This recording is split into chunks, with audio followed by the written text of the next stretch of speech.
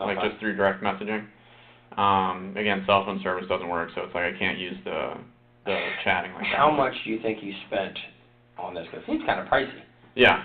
90 tokens and $5,000 for how many tokens? No, it's $600 for 5,000. For 5,000. Yeah. Okay. So how much do you think you spent on this? Probably close to like $200,000, I'd say. $200,000? Yeah. So instead of streaming, Grant started spending his time on adult websites. It was there How that much he of a met. mess is this when I go walk in here? Don't go that way. Yeah, because I didn't want FD coming in if we have a legit homicide. He probably killed the builder. If you caught Grant Amato streaming on Twitch, you'd think he was just another gamer trying to make it big. Behind that image, however, was a growing obsession that would lead police to discover 3 dead bodies inside his family home. The alleged motive for the murders is so bizarre, Hollywood script writers couldn't make it up. Please send me one of your videos. I don't like buying your stuff. It makes me feel weird. And now, with disturbing evidence unveiling a twisted sequence of events. Now we know you don't have your weapons. I mean, I have my like duffel bag and whatnot in there if you guys want to check that. No one is prepared for the true motive that pushed him to this point. Did you leave the house with your brother Cody looking like that? Or did you leave the house with your father looking like that? Or your mother? No, I didn't do any of this.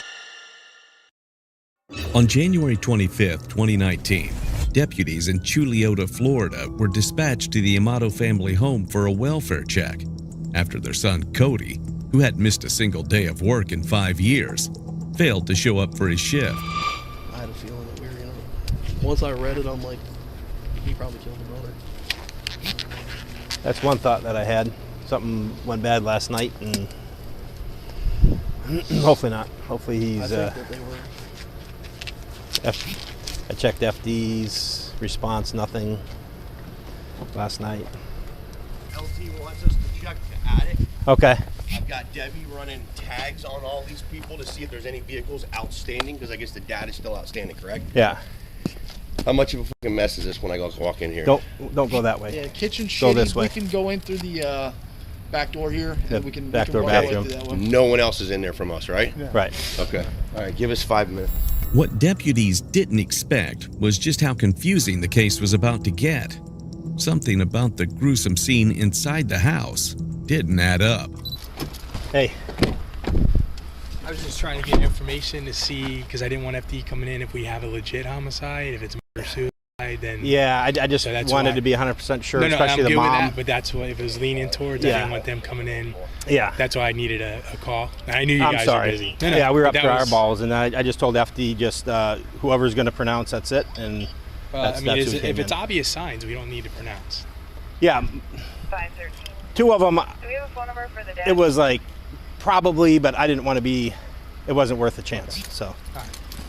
The last person to see the Amato family alive was their own son, Grant. Using toll camera footage from that day, detectives traced his car across town to a hotel in Orlando, where he'd checked in that same afternoon. Okay, good job. I knew it. I was looking. I've been hitting every fucking hotel. I knew that guy was going to be here. Block that entrance. One of you completely blocked the entrance, and I knew the other one.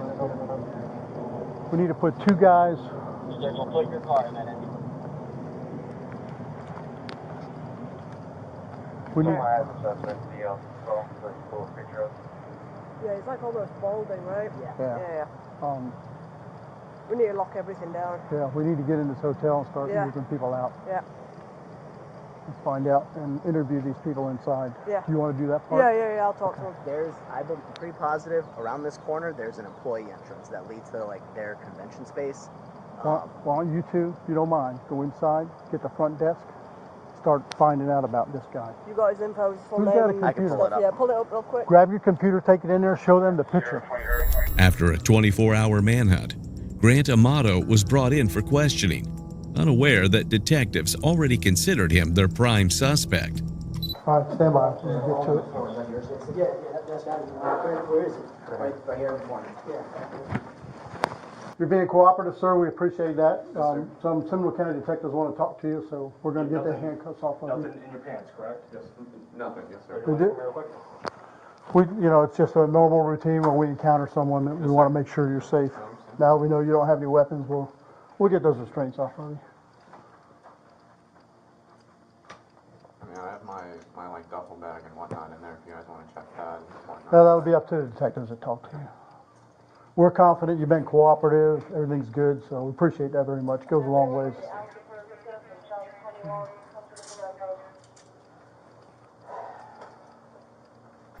And now, they'll do everything they can to find out why someone would take the lives of their entire family, just like that. We just want to talk to you a little bit, and we'll get this in and out, be on our way. Okay? Well, I was accused of grand theft of the third degree back in June of 2018.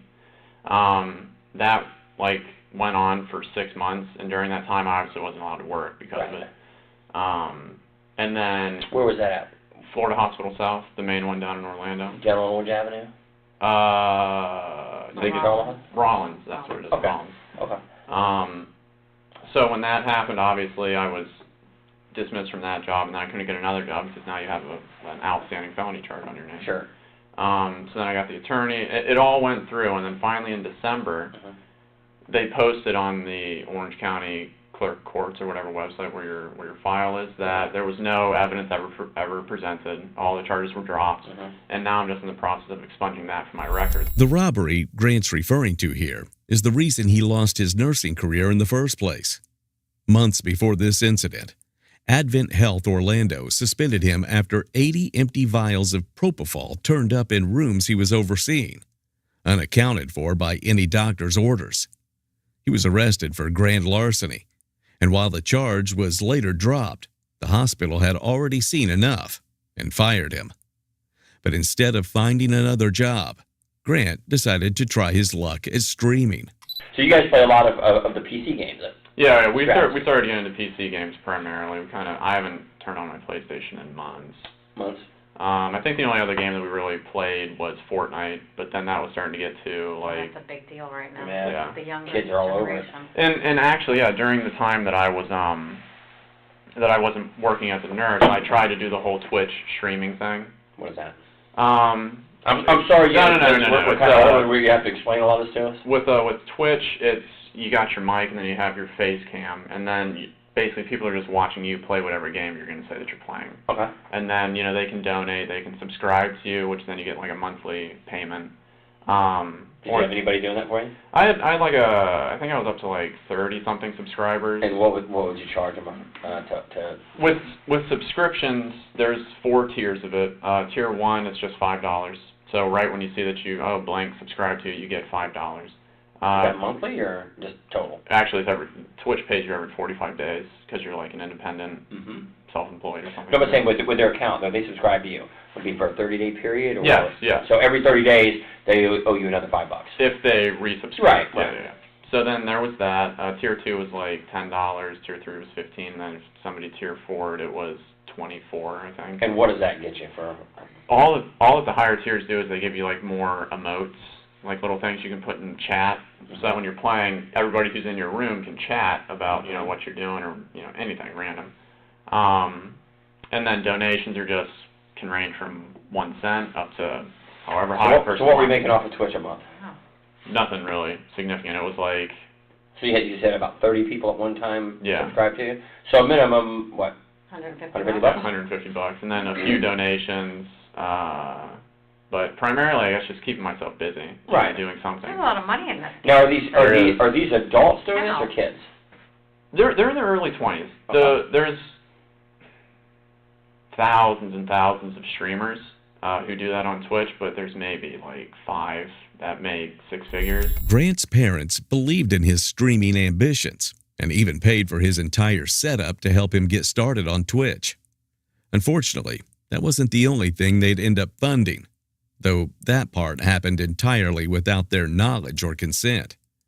What Grant actually spent that money on is about to make his gaming career look like the least of his family's problems. my father chose to admit me to like a depression or an addiction clinic or something like that in Fort Lauderdale called Cornerstone. When was that? That was December 22nd. Okay. Until I think January 4th. Did you agree to go? I didn't, but they said that, you know, this was your only... Who said? My dad. Okay. And that was in Fort Lauderdale? Yes, yeah. Did your mom agree with it? My mom and my brother both agreed, but it was my dad who was like the iron fist, like, this is what's going to happen. Like, you know, he can't... Why did he say you needed to go? What was his reasoning? Because with the way that I was acting, he didn't see that I was doing anything for, like, the positive.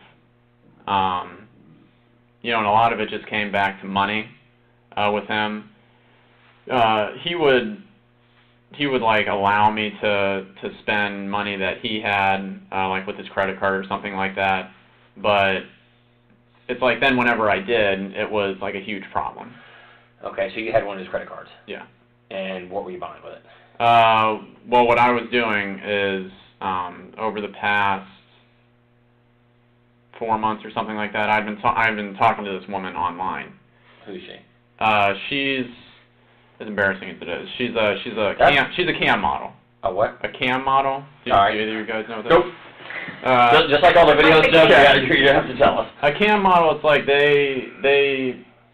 it's like a virtual girlfriend, I guess you could say. Okay. Like that type of situation. Mm-hmm. So a lot of the money went to her. Okay. Where's she at? She lives in Bulgaria. Where? Bulgaria. Where's that? Over in Europe. It's like outside of Germany. Okay. Something like that. You ever been there? No. Okay. It wasn't that serious. So what would you give her money for? Just for like the time online with her. Oh, okay. Yeah. So it was just like that type of thing. And what did she charge? By the minute? By the hour? Minute. Okay. Yeah. And how much is it per minute? Oh God, I think it was like 90 tokens a minute, and it's like the conversion rate for all of that is like $600 for like 5,000 or something tokens or something like that. So, and then it was 4 hours a night. So I mean that's basically just where all the costs went to, was you pay real money for the tokens, then you use the company's digital currency for that. So you do that, and when did you meet her? I met her at the beginning of July. Yeah, at the very beginning of July. Okay, and still talking to her? Still, yeah. I mean, more just on Twitter, Okay. just through direct messaging. Again, cell phone service doesn't work, so it's like I can't use the chatting like that. How much do you think you spent on this? Because it seems kind of pricey. Yeah. 90 tokens and $5,000 for how many tokens? No, it's $600 for 5,000. For 5,000. Yeah. Okay. So how much do you think you spent on this? Probably close to like $200,000, I'd say. $200,000? Yeah. So instead of streaming, Grant started spending his time on adult websites. It was there that he met what he described as his virtual girlfriend, Sylvia Vinci-Silvova from Bulgaria. To impress her, Grant played the part of a rich, successful gamer, spending up to 4 hours a night on her shows and dropping $600 at a time. In total, he drained $200,000 from his family, including a $65,000 loan against their home. And when his parents found out, it only got worse from there. And where'd the money come from? Money came from me, my brother, and then my dad. Did they know where the money was going to?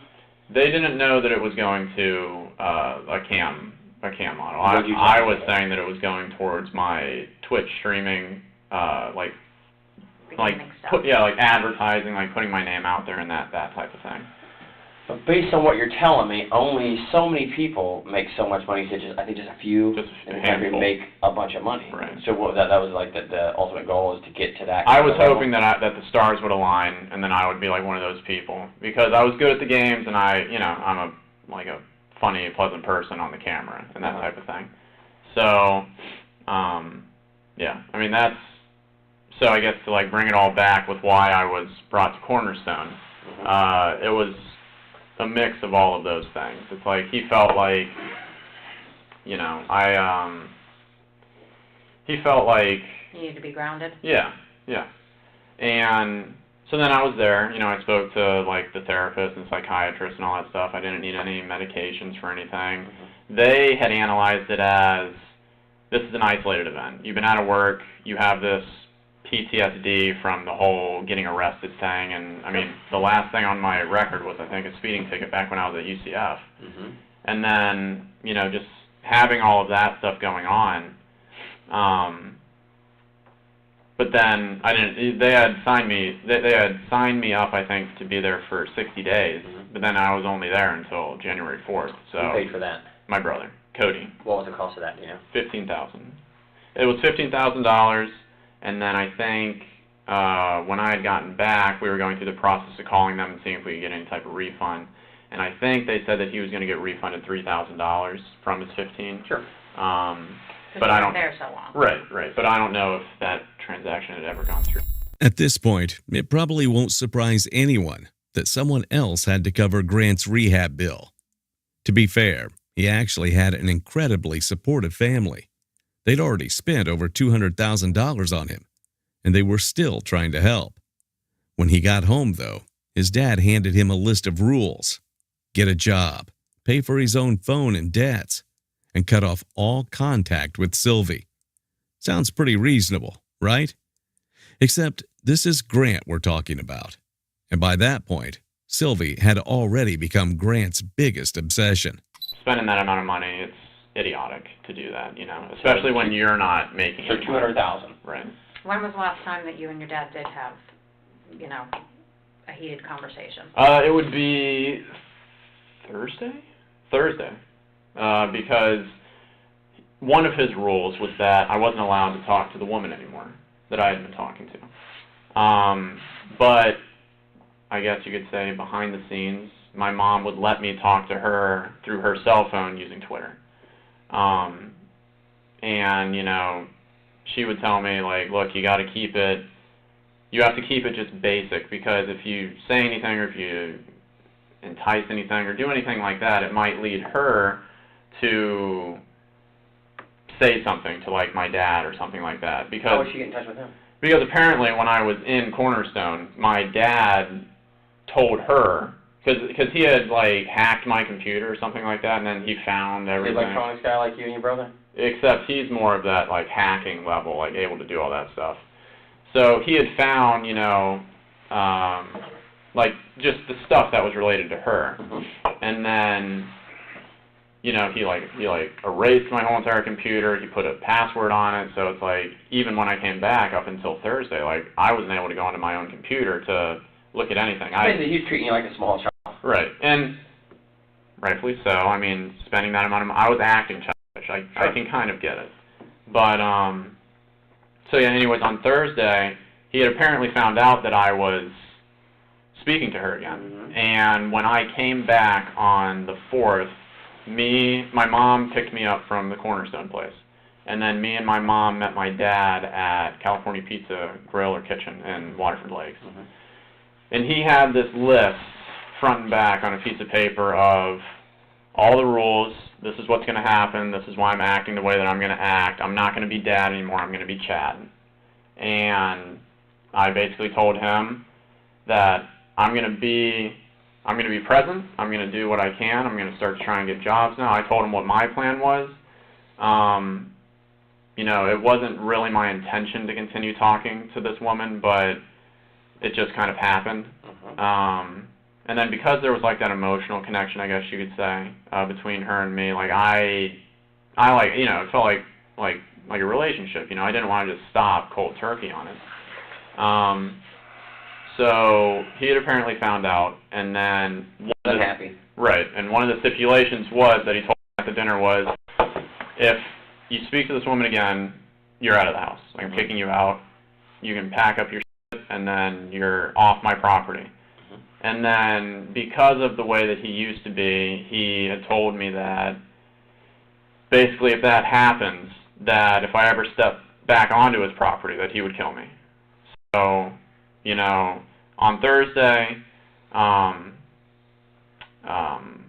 all happened, and then I was in the process. I was getting all my stuff together. I was piecemealing it out to the car, and then, you know, I had an interview on Friday. So I had to get my suit out to my car. I was trying to just get all of my necessities as best as I could from, you know, a lifetime of living inside the house. So, according to Grant, he argued with his father, started packing his things, and his mother called Cody, who, in this version of the story, just happened to be nearby. Although that story would change later, Grant initially claimed they met somewhere away from the house, where Cody handed him his credit card. Then, somehow, his entire family was found dead the next morning. And with the first piece of evidence against him already in their hands, the only question left is, how long could Grant keep claiming he was innocent? So you and Cody meet. Right. And it's approximately what time? And I know it's not, I'm not holding to the exact minute, but what time do you think you met? Like 10:30 or something like that. How long did you talk to him for? Only about 10 minutes or so. And what was the conversation? Conversation was basically that he was brought up to speed, you know, and that he would take care of it. He was brought up to speed by what? He was brought up to speed on, like, why I'm out here. Who brought him up to speed? My mom. Oh, so she talked to him? Yeah. He told you that mom had talked to him? Right. Since the argument, or when? Since I had left. So you'd left the house approximately when? I left the house at, like, God, when did I leave the house? Dark? It was dark.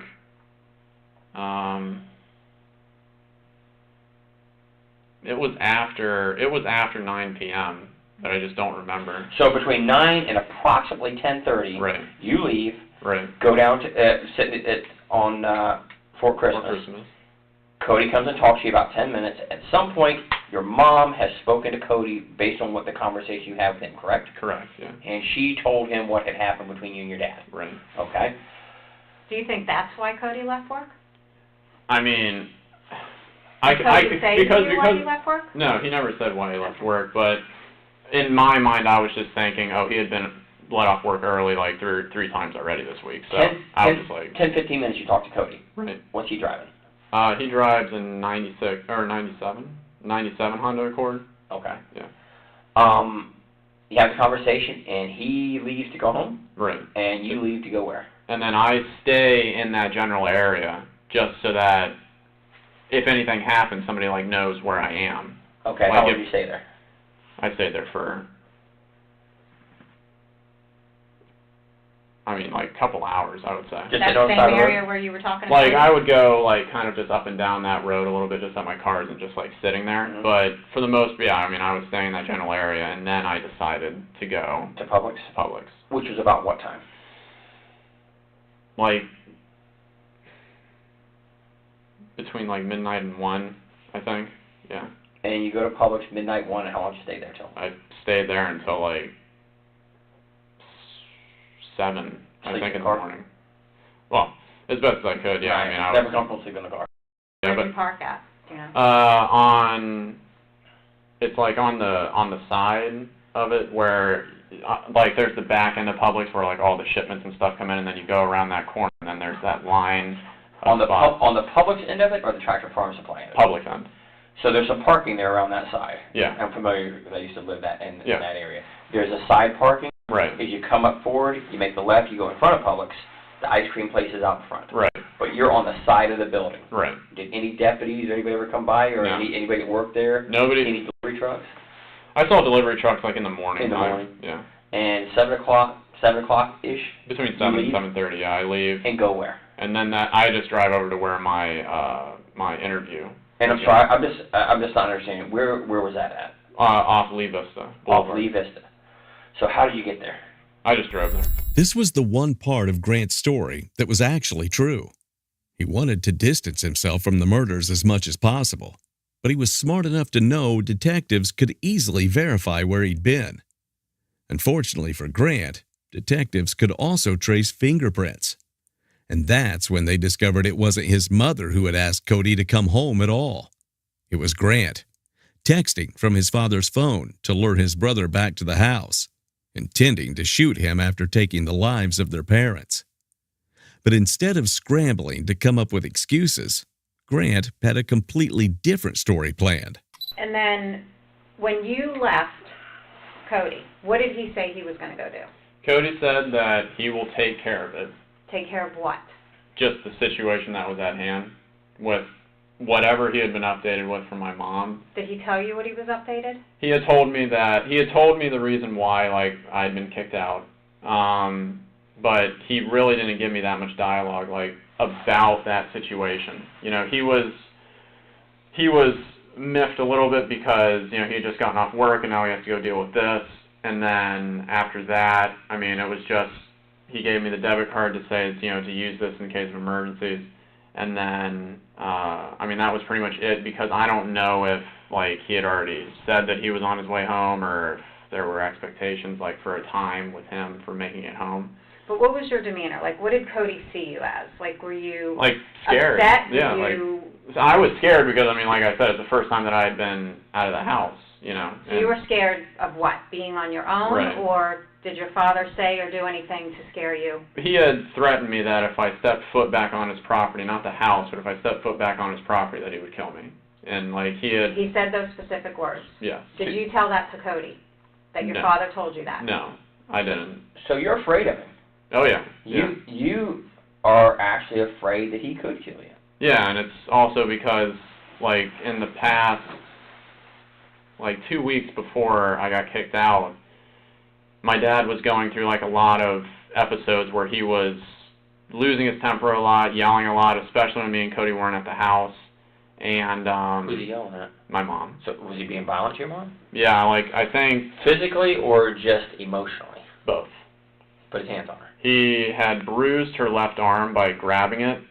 And then apparently she had said that on one of the nights that they were in the kitchen together, and then he was like throwing food at her and then banged her head against the wall a couple times. So, and I'm not, let me speak bad of your dad, but he's kind of a violent guy. Yeah, I mean... You have a reason to be afraid of him. And then the thing that I was getting to was that apparently my mom was so scared at one point, because it had been a while since he had been like this, that she had taken like a couple or a number of voice memos on her phone whenever he would like come in and then start, like, she knew that, you know, something, like, he was going to start to get upset. And that on multiple occasions, he had told her that basically if I fuck up, sorry for the language, but that if I screw up, he's going to kill me, and then he's going to kill her. He said those specific because words. He blames everything that happens negatively with me and with Jason, not with Cody, but with me and Jason on her, because we're her favorites. So you have a reasonable belief in your mind that your dad could hurt you? Yes. He could hurt your mom? Yes. He could maybe hurt Jason? Yes. He's a violent guy. I'm sorry, I've been this a long time. He sounds like a violent guy. Yeah. Quick to lose his temper with you over minuscule stuff? Minuscule stuff, yeah. I get the point he's upset about the amount of money. I do get that. Right. But physically, he's abusive. Yes. And it's kind of embarrassing as you're an adult male right now. He's been abusive of you for years, has he not? Yeah. I mean, more mentally over the course. But it has been to the point where you as a 29-year-old male, right, 29? 29. That you're afraid that your father could kill you. Yeah. And I mean, again, it's like, you know, at the house, I mean, I have, like, no access to anything. So, I mean, it's literally just like me, and, you know, I told you. Access to anything, you mean what? Like, you know, anything to defend myself. You know, like, I had sold all my guns. You sold it. Does Cody have guns in the house? He does, but they're, like, locked up somewhere. Dad have guns in the house? Again, yeah, but they're locked up somewhere. And you don't have access to them? I don't even have a house key. I don't have a house key. I don't have any keys to the doors inside the house. All I had was my car key. That's all that he gave me. And that night when you argued with your father and he said he grabbed your shirt and pulled you off the couch, did he do anything else to you physically? No. No, he didn't, like, pursue it anymore. He was just... Did you tell Cody that he acted that way towards you? No, I didn't. Cody had no idea that there was a heated, physical... just the argument that you needed to get out because you were talking to this girl. Right. Look at how relaxed he is right now, still acting like he's just there to talk about some family argument. But detectives are about to confront him with a very different version of events, one that could bring them even closer to uncovering the motive behind what happened. Me and Eva knew everything before we asked you the questions. Now's the time to come to Jesus, be honest, because you're holding something back. I can see it in your eyes. People don't believe that the police will help you, but we are actually here to help you with issues you may have. I think something happened, and you don't want to tell us, but right now is the time to get it off your chest. And I really wish you would, because it will make you feel better in the end. I genuinely don't have anything else that I can say about the night or, you know, the period of time afterwards. There's only one opportunity to make that good impression. And if we've done something we shouldn't have done, you fess up there. You caught your hand in the cookie jar, you do it. Now, is there anything else that happened at the house that you didn't tell us, that you've left out, or we haven't asked you, that would be of importance? Or during the time that you drove around for those few hours, did you ever really go back to the house that you haven't told us about? Something that happened that caused you to defend yourself. No, because again, it's like I didn't have any means to defend myself. I mean, I didn't.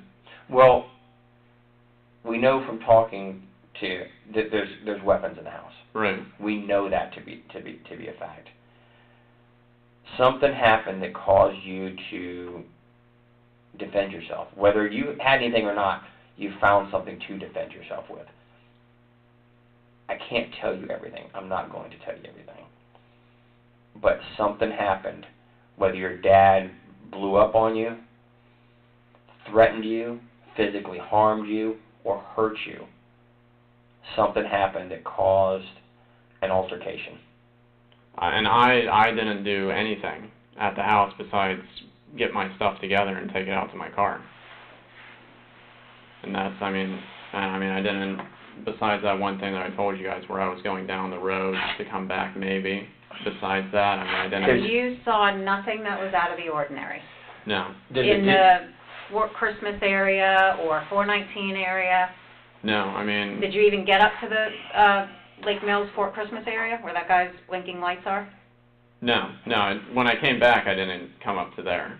There is, and you're better at electronics than I am. I'm gonna go ahead and admit that. There's a digital footprint, and there's ways to see things that we know that don't make sense.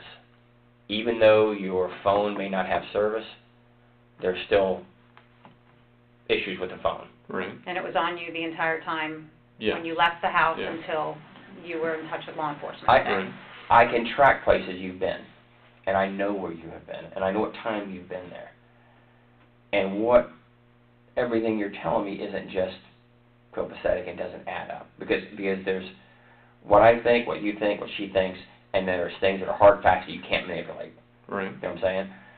I think something happened at the house based on my knowledge right now, and you're afraid to say it. You're afraid to come back and say that I was a victim, I was hurt, I had something that happened there that I don't want you to tell because it's something maybe embarrassing or not good, but I know a lot more than I can let on right now.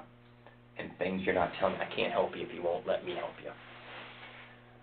So where's the missing piece? Grant's still playing like he has no idea what's going on, but his own answers are giving him away.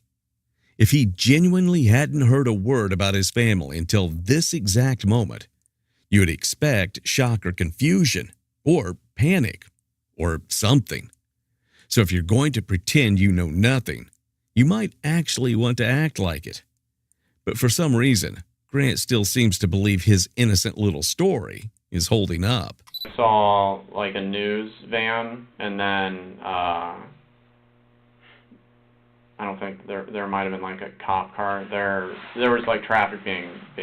Human nature. What do people do when I go back to my old neighborhoods? And I've lived a couple places in Central Florida in the 23 years I've been here. I see something major going on, I get on my phone, or I get on my computer, something, look, I wonder what's happened by my neighborhood, and look. Did that even spark your attention? There's a digital footprint of where I went on my phone. This right here phone, they can tell me I looked at these maps on my phone because it's on there. Right. The memory's there, you can't delete it, you can't. You came back to the neighborhood. You saw some things that are really out of the ordinary. Right. And I don't believe for a second that you thought that I'm not going to look what's going on. What happened to my neighborhood? I mean, I didn't search it up on anything, on any of the devices that I have. Did you search it somewhere else? At, remember, like I said, I know things that you don't know. And honesty will get you all the things I could do for you, to be honest. I can't deal with someone who lies to me, right. But I'll deal with someone and help them till the end, no matter what, believe it or not. That's just me, and she'll tell you, it's what it is. I'm going to be honest with you. I'm going to say if I can do something that can help you, I'm going to help you, because every one of us make mistakes and do things we shouldn't have done in the heat of the moment to protect ourselves or to protect somebody else. It happens. I know you've searched for something. I know something. I can't tell you exactly, but you said won't you tell me, and I'll tell you if you're being truthful. What'd you search? On, when I had gone to the Panera, I searched for, like, top stories, Oviedo or Chuliote or something like that. And found what? And then I saw that there was, it was, like, just the initial, like, it had, like, a video, but I didn't listen to the video, but it had just an initial thing of that there was shootings in Salton Circle. But it didn't say, like, the address or who was involved. It was just like, this is the preliminary. Was that on one of the news stations? What was the site you searched? I honestly can't remember. I think it was one of the Weshes, but. And you saw the story, because we've seen the same stories. You've seen the story. Because there's a thing that will tell me how long of the time you spent on that. Right. You saw what happened.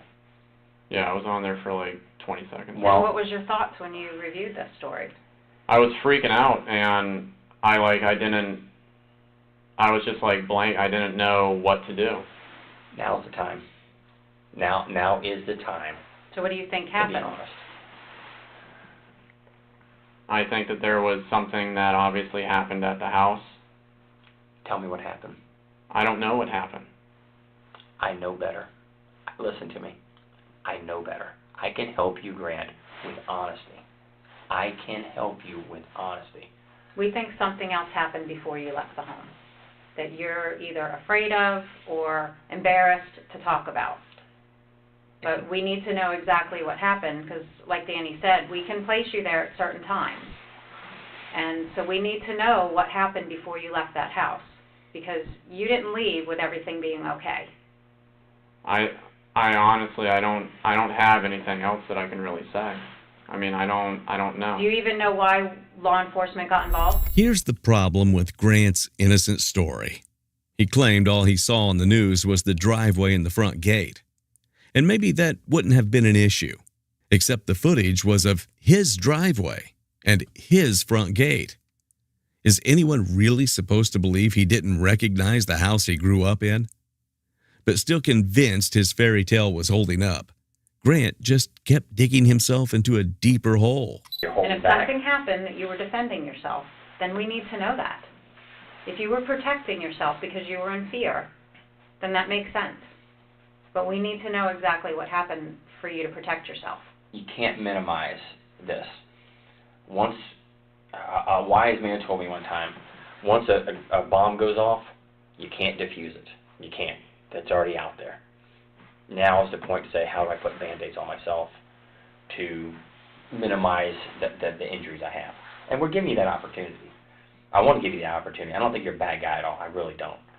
I think you're going through a very stressful and emotional time right now with being out of work and just dealing with all the problems with the arrest. You're probably not used to depending on somebody to pay all your bills. So now you have to do mom and dad or have to give you money. Cody's having to give you money. And there's a significant debt to people. $200,000, I don't know what I'd do. I mean, mortgage, yeah, I get it, or something like that, or a medical bill for my child, yeah, I get it. But talking to some girl, in Bulgaria, you hit it right on the head. You were embarrassed about it, and you have nothing to be embarrassed about And that. you said you had a connection with her. Sure. And Here it is, man. I want to help you. She want to help you. You gotta come to me with the truth now, because I already know the truth. I do.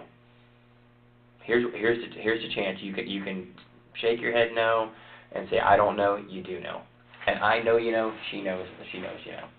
There's a reason you didn't go back to the house. There's a reason why you haven't tried to reach out. I mean, it's odd you haven't heard from anybody. Yeah, I mean, it's like it's words that, like, I can't think of to even say.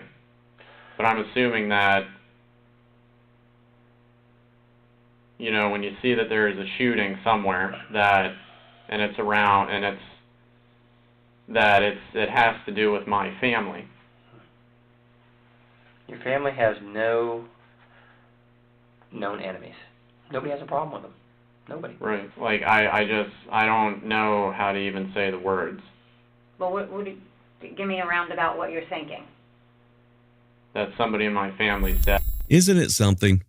He's trying to convince detectives he has absolutely no idea what happened, all the while delivering every answer with the emotional range of a grocery list. At this point, detectives even gave him an opportunity to claim self-defense, despite already believing he was driven by pure rage, not fear. That's a common interrogation tactic. By offering a more understandable explanation, investigators sometimes make it easier for a suspect to admit to the act itself. Once someone acknowledges what they did, it's often much harder for them to go back to complete denial. When you left your house, everybody was fine. Yeah. And when you left Cody, everything was fine. Well, we got called to the house because Cody didn't show up to work. So law enforcement goes over there, and can you tell us what we found? What do you think we found when law enforcement arrived at your home?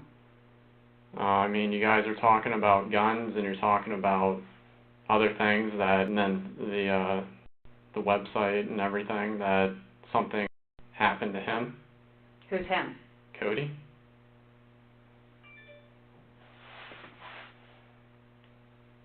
Did you do anything to Cody? No.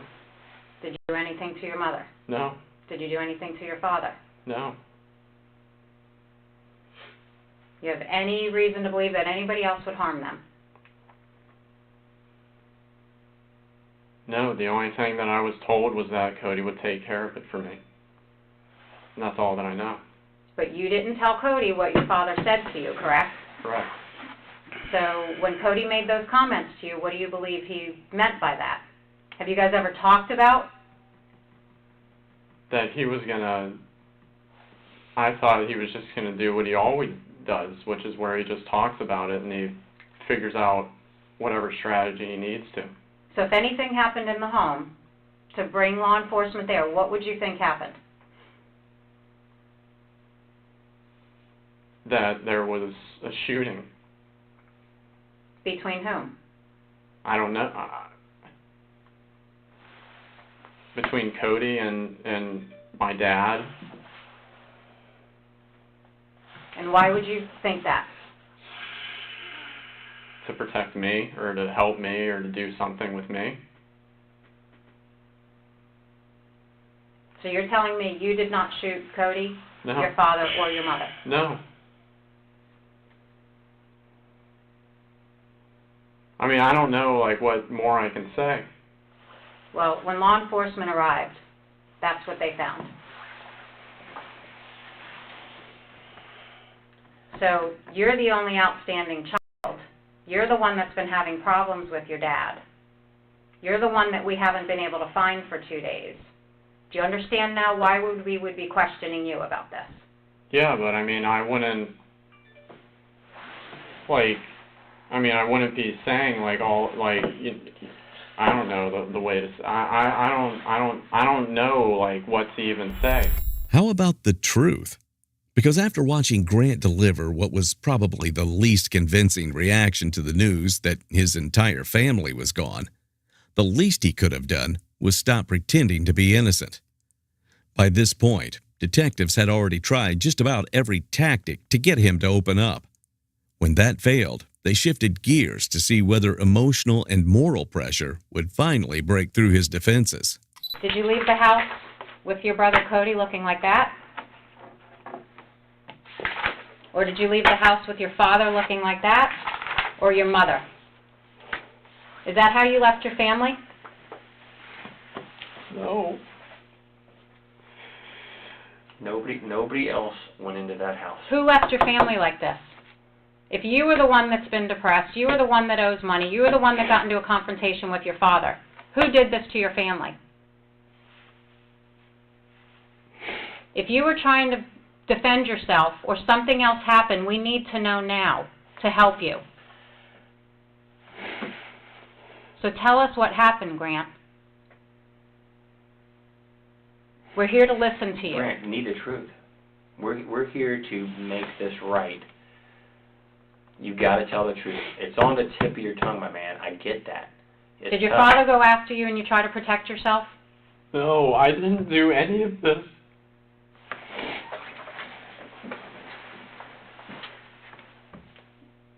There's something that's going to come up that is going to make this all come real. I'd rather it come from you than have to do it that way. The evidence tells us what happened. You have to fill in the blanks. They can't tell me what happened. Fact, I know. She never held a gun.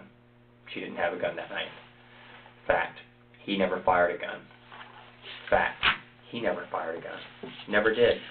This is the person right here, Mom, who always stuck up for you. Something happened so bad that caused her death, your dad's death, and Cody. And I'll tell you just about how it happened. 1, 2, 3. Based on evidence. Based on evidence.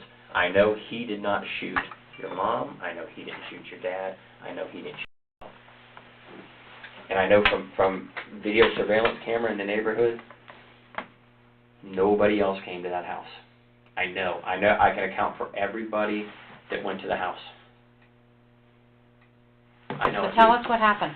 I know it. Listen to me. Hey, I know. Video surveillance tells me everything that happened this night. I'm telling you. Of people that you'd be surprised who in your neighborhood has video. And I know that there's only 4 people was at this house during this time.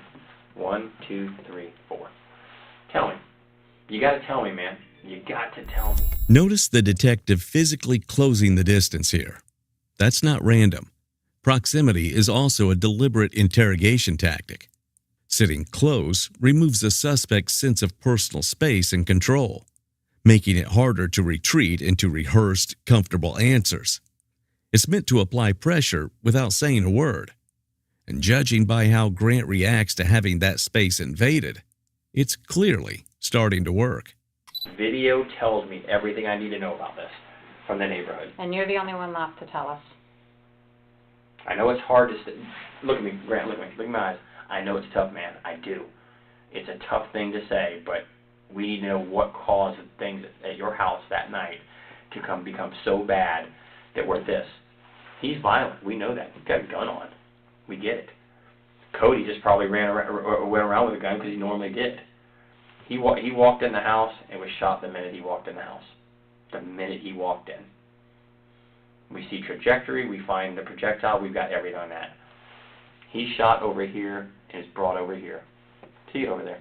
We find the bullets in the house. Mom's sitting her thing with a glass of wine, doing her thing, and she's shot. You just got to step over and tell me, man. I want to help you. I do.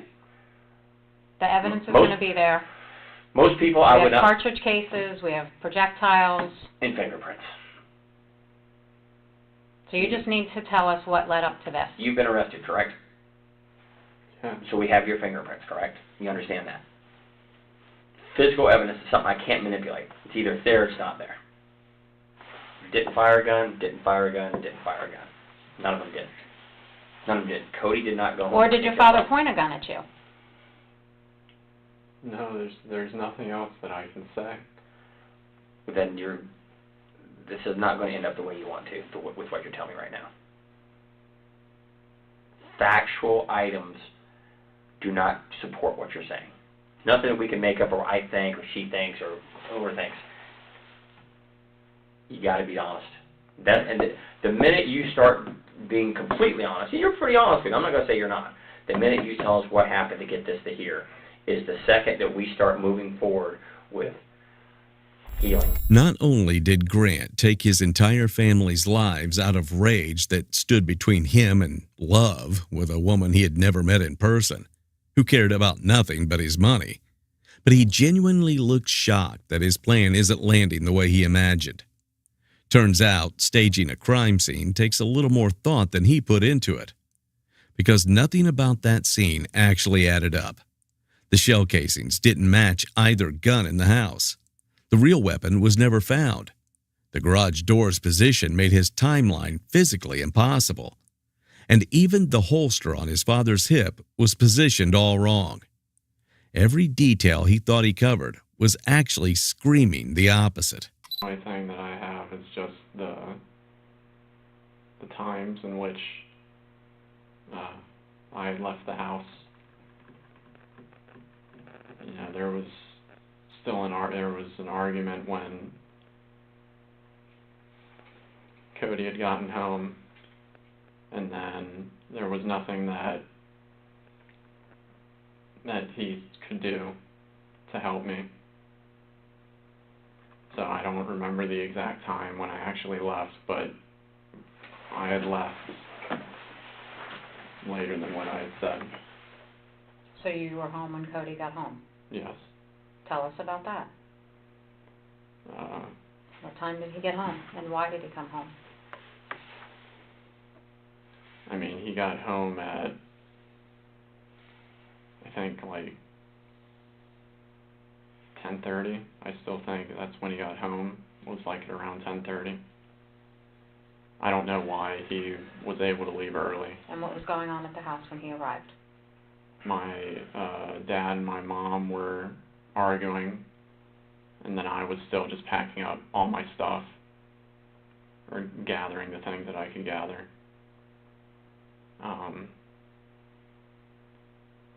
And then when Cody got home, he started to transgress with my dad, and I was still kind of just staying out of it and doing my own thing. And then the end result was still the end result, and then I had to still leave. And then, so is it true that you still met Cody up the block, or was that? No. So you didn't meet him up the No. block? So why did you tell us that? I don't know. After changing his story yet again, Grant had a choice. Finally admit to what he'd done, or keep lying. Unfortunately, he chose the second option. In July of 2019, Grant Amato stood trial for the murders of his father, mother, and brother. On July 31st, a jury found him guilty on all 3 counts of first-degree murder. Prosecutors pushed for the death penalty, but jurors couldn't reach a unanimous decision, resulting in an automatic sentence of life without parole for each victim. His appeal was denied in 2021. But prison didn't stop Grant. In 2025, it was revealed he'd been exchanging messages with Victoria Goodwin, wife of Ghost Adventures star Aaron Goodwin, who confided in him about a plot to get rid of her husband. Grant helped arrange contact with a hitman. The hit never happened, but Victoria was arrested and sentenced up to 8 years. Somehow, life in prison wasn't enough to keep Grant out of another murder plot. Do you think life without parole was really enough for someone like Grant?